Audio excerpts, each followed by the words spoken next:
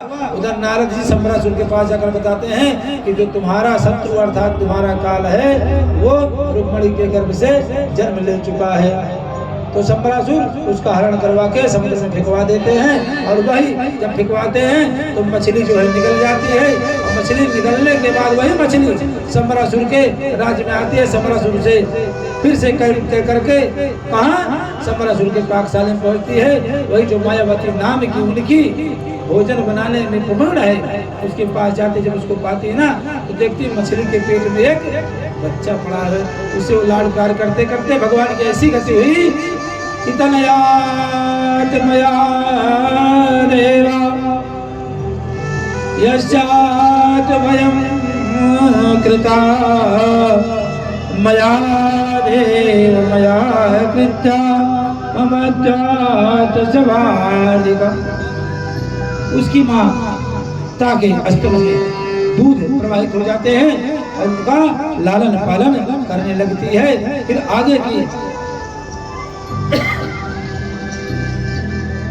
व्यवस्था मायावती संभाल रही है। कुछ दिन धीरे धीरे जब वो कुछ बड़े हो जाते हैं ना तो मायावती का मन ममत्व से प्रेमत्व की तरफ हो जाता है और वो पहचान गई यही मेरा पूर्व जन्म का पति कामदेव है जो कि भगवान शंकर जी ने कहा था कि कामदेव रति पति जन्म संबरासुरा गृह त्याग।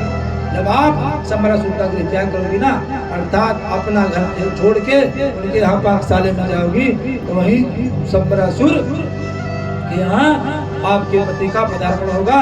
और वो समझ गई और जो बच्चे के जैसे लाड प्यार करने लगी थी वो अपने उस बच्चे से प्रद्युम्न महाराज से प्रेम की भावना पतित्व की भावना से वो प्रेम करने लगे। उन्होंने कहा प्रद्युम्न ने कहा यह कैसी आप तो अभी मेरी माँ है आपने मुझे दूध पिलाया बड़ा किया है पाला पोसा है। तो उसने कहा मम रति पति प्रिय मैं आपकी पत्नी रति हूँ जो कि शंकर जी के तीसरे नेत्र से आप भस्म हो गए थे। मैं वही अंगा नाम कामदेव अंग में जो ना दिखाई दे और काम की वासना में लिप्त हो जाए उसे कामदेव कहते हैं महाराज। तो दोनों में अब पति पत्नी के जैसे प्रेम होने लगे और इधर दूत लोग जाकर सम्रासुर से बताते हैं कि महाराज कुछ तो गड़बड़ है पाकशाले। वो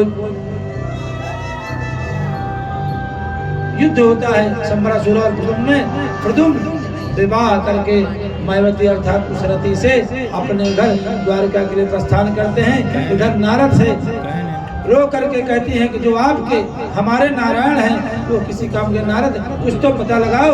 नारद ऊपर लगते हैं अरे कहते हैं देखिए ये छलिया का पुत्र है इसलिए उनसे 10 हाथ आगे है। कैसे ये नंद से आया था अकेले नंद के यहाँ से अकेले आया था लेकिन यो क्या रहा है जोड़े से आ रहा है अर्थात विवाह करके आ रहा है। विवाह का भी कोई कार्य आपको नहीं करना है। अब आप पुत्र नहीं बहू को भी साथ में उतारिए। रुक्मणी मैया जो है प्रद्युम्न महाराज और रति को अर्थात अपनी बहू को द्वारिकापुर में प्रवेश करके उनका जैसा भी विधिवत ब्राह्मणों के द्वारा कार्य संपादन कराया जाता है। कुछ दिन समय बीता। सूर्य के मित्र एक थे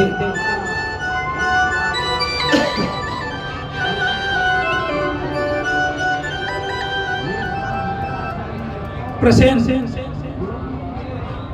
जी जो कि सूर्य के मित्र थे।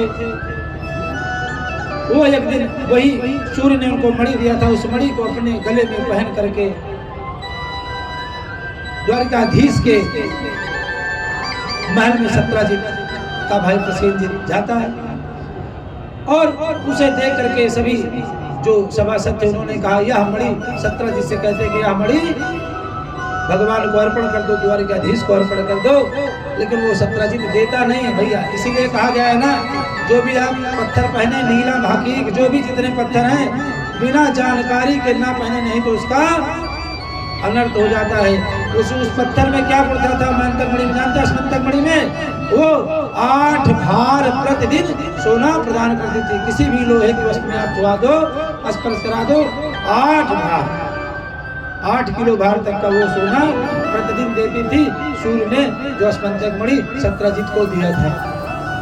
एक दिन सत्यजित का भाई प्रसेनजित उस मणि को धारण करके, इसीलिए मैंने कहा ना, किसी को पत्थर नसीब वाला बना देता है और किसी को बदनसीब बना देता है। बिना किसी ज्योतिषी के परामर्श के कोई भी पत्थर धारण करना नहीं चाहिए। अब जब तक सत्यजित पहने तब तक कोई दिक्कत नहीं हुई, लेकिन जब प्रसेनजित जिस दिन पहन करके वो कहाँ चले गए, जंगल में शिकार करने। महाराज जैसे शिकार करने जाते हैं, उनको एक शेर का वो खुद शिकार हो जाते हैं। शेर से मणि से कोई मतलब नहीं है। और लेकिन उसी समय जामवंत महाराज वहाँ पहुँचते हैं। वहाँ पहुँच करके शेर से उनका युद्ध होता है और युद्ध करके शेर को पराजित अर्थात मार देते हैं। और वो जो प्रसेनजित की मणि थी, स्पंचक मणि ले करके अपनी पुत्री जामवंती के पास गुफा में लेकर आते हैं। उसी के साथ वो जामवंती खेला करती है। और इधर दबी जवान लोग कहने लगे द्वारिकाधीश ने सत्यजित के भाई प्रसेनजित को मरवा दिया और मणि को छुड़वा लिया। कैसा राजा है यह, तो धर्मिष्ठ राजा नहीं है। धीरे धीरे बात गई, जब धीरे धीरे बात गई आगे बढ़ी तो द्वारिकाधीश के कानों तक भी ये बात पहुंच गई। जब यह बात पहुंची तो भगवान ने कहा कि मुझे लांछन चोरी का लगा है ना, वही ताजा हूँ चौथ के चंद की नाई। यदि अगर आपने चौथ का चांद देख लिया ना, तो ये मानकर चले कोई ना कोई लांछन लगना है, वो भी निर्विराग।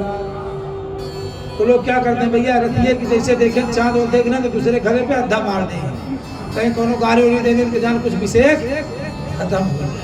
गवई कहा